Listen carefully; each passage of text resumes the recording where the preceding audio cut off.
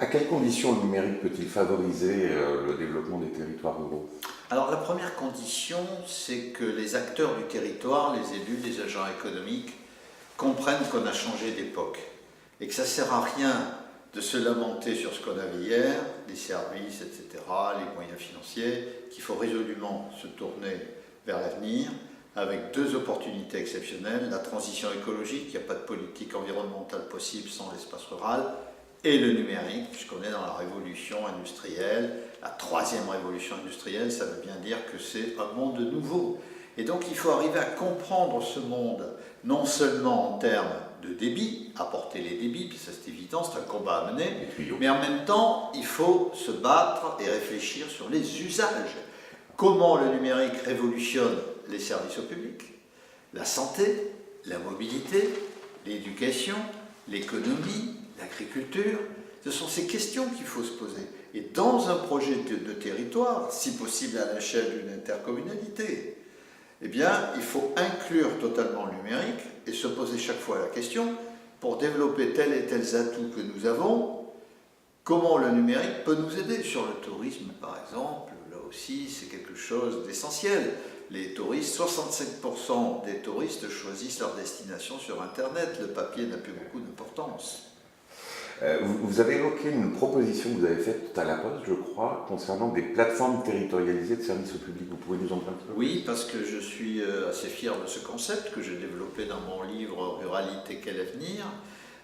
Il s'agit de partir des besoins en service d'un territoire, donc faire remonter, et grâce au numérique, donc à des plateformes numériques, d'apporter la réponse. Et je suis allé voir le groupe La Poste parce qu'il est partout, le groupe La Poste, sur les territoires, et qu'il a une capacité à gérer ces plateformes techniques, d'autant qu'il en possède une qui s'appelle Localeo ou DocaPost, qu'il a acheté, donc l'outil technique existe. Et donc La Poste peut non seulement répondre à ses besoins, à des besoins manifestés par ses compétences, mais il faut qu'elle agrège d'autres services, par exemple la SNCF, des startups, pour pouvoir répondre à tout. L'idée, c'est sur ces plateformes numériques de services au public territorialisés, qu'on ait un interlocuteur unique pour tout, aussi bien pour le rendez-vous chez le médecin que pour la mobilité, pour se déplacer du point A au point B, que pour les problèmes de voirie, etc. Donc un seul interlocuteur, un numéro de téléphone, une adresse internet et derrière une administration du site qui agrège les services et répond à tout. C'est une révolution qu'il faut préparer. Je l'ai proposé à la Poste. Le principe d'expérimentation est acquis. On y travaille. J'espère qu'on va y arriver en 2018. Et que la démarche soit verticale, mais de bas vers le haut. Ah, toujours du bas vers le haut. Toutes les démarches descendantes sont vouées à l'échec. D'ailleurs, un des problèmes du groupe La Poste sur son activité commerciale. On est là en disant, voilà, je vais voir tel ou tel président de conseil départemental, je lui propose telle chose parce que je sais faire, ça coûte tant. Ça ne marche pas. Ça va marcher comme ça va être du bricolage. Mais il faut apprendre à changer là aussi la façon de penser. Il ne s'agit plus d'apporter un service commercial hérité du passé. Il s'agit de prendre les besoins de la population et à partir de ces besoins d'apporter une réponse qui suppose un nouveau modèle économique. C'est aussi une grande difficulté de concevoir ce modèle économique, équilibre financier. Ce sont les prémices de la notion d'e-citoyenneté connectée. Oui, bien sûr, mais c'est évident. Il va falloir donner une identité numérique à tous les Français. Vous savez, en Estonie, c'est fait déjà, un tout petit pays, depuis très longtemps. À la naissance, on a une identité numérique. Et donc, on va arriver à cela. Ça va aller très, très vite. Je crois avoir entendu tout à l'heure que vous avez parlé de l'e-médecine et qu'en Auvergne, vous aviez fait un gain sur la mortalité de 15%. Oui, enfin sur une maladie, sur une cardiopathie, c'est-à-dire une maladie du cœur, où il y a eu hospitalisation au CHU. Avant, on gardait les malades au CHU, là on les renvoie chez eux munis d'une balance connectée. Pourquoi une balance avec la maladie du cœur?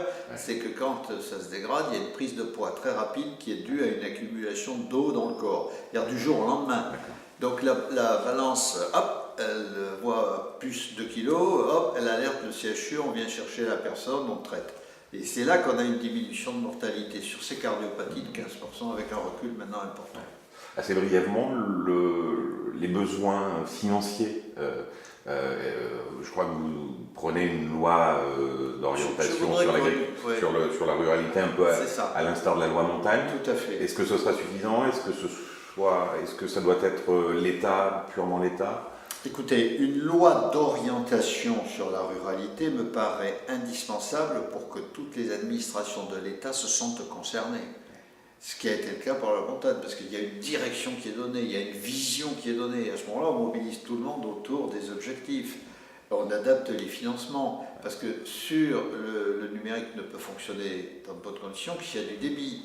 Or aujourd'hui, en dépit des discours officiels, le numérique, par la fibre optique, il n'est pas prêt d'arriver sur nos territoires ruraux à la vitesse annoncée. Bien sûr. Vous ne croyez pas la proposition du ministre Mézard hier d'un très haut débit pour tous? Je sais que c'est impossible.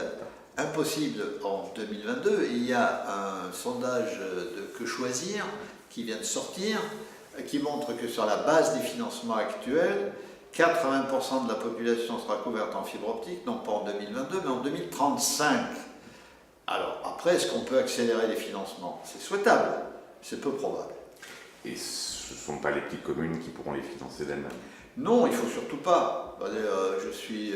J'ai pu en Auvergne construire un projet de développement du très haut débit qui avance très très vite, on a fait l'avance en France, et qui ne demande pas un centime d'euro aux communes, sauf si elles veulent des extensions qui n'étaient pas prévues, etc. Mais on ne leur demande rien. C'est un financement région, département, État et Europe. Point final.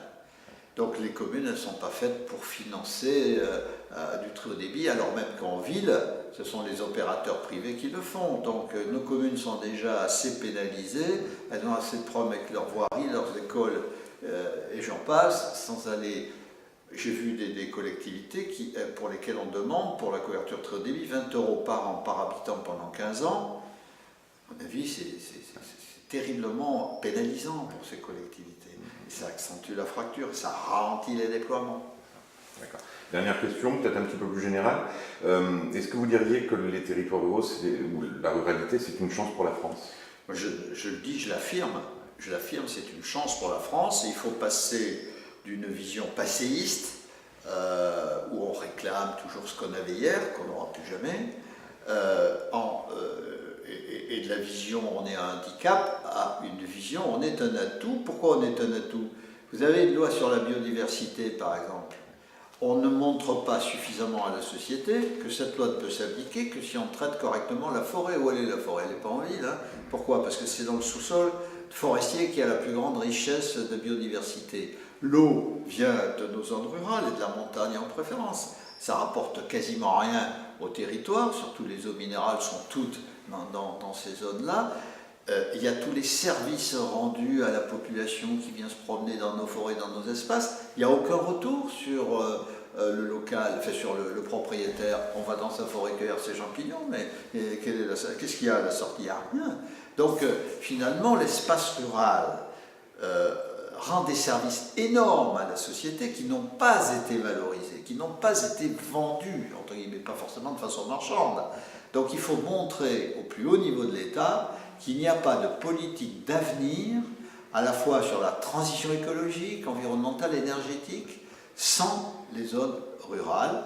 Et l'agriculture, qui est au cœur des problématiques actuelles avec le glyphosate, est un élément très important du débat.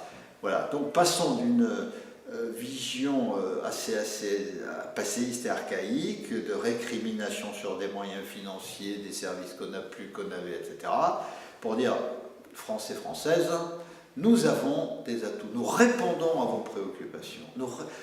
L'espace de la qualité de vie, c'est l'espace rural. L'espace, pour l'instant, du produit intérieur brut, de la richesse purement économique, c'est la métropole.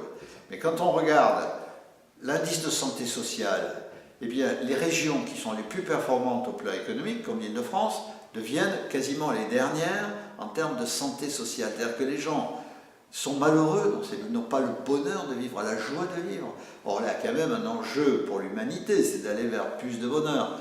Eh bien, les territoires ruraux sont des territoires d'avenir aussi de ce point de vue-là. Ce sont les territoires de la qualité de vie et du bonheur de vivre. Il n'y a pas que la production de richesse, il y a aussi les aménités. Bien sûr, parce que de toute façon, la production de richesse dans l'espace génère les emplois, c'est ce qu'on ne voit pas, puisqu'il est évident que pour venir vivre en espace rural, il faut qu'il y ait des emplois. Mais il y a un potentiel d'emploi tout à fait considérable à partir du moment où on a une autre vision des atouts de ce territoire. Si je peux parler de silver economy, beaucoup de nos territoires ont des populations très âgées. C'est vécu comme un handicap.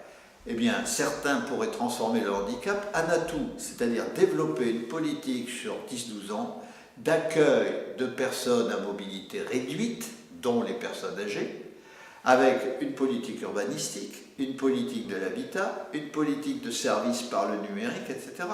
Ça générerait un nombre d'emplois considérable. La France a 300 000 emplois à créer dans la silver economy.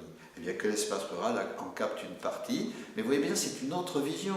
Au lieu de seulement dire j'ai beaucoup de personnes âgées, c'est un atout, je vais développer l'accueil.